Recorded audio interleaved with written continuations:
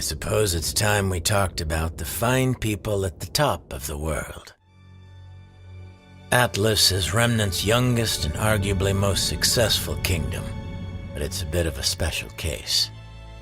See, before the Great War, there was no Atlas. There was Mantle.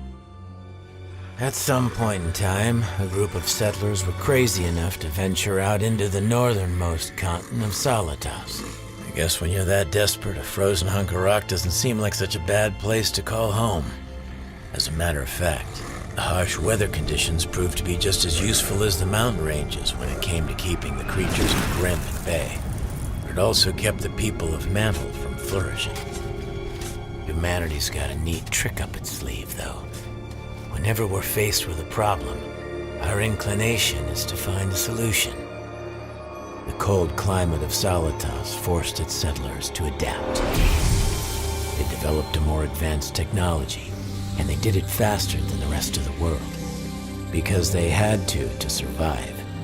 But it was the Great War that really kicked things off. New forms of dust application and weaponry allowed Mantle to expand. More and more territory was set aside for dust mining and research. The territory beside the kingdom's combat school, Alcius, was the most opportune area to construct a new R&D facility. But by the time things were all said and done, it would be much, much more. Alcius was reopened as Atlas after the Great War to house many of the warriors now seeking guidance in an effort to give back to the citizens.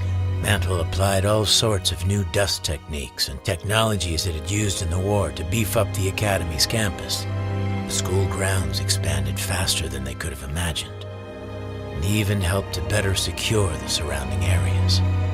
It wasn't long before the kingdom's military moved in, then the labs and research facilities, and eventually even residential areas started popping up.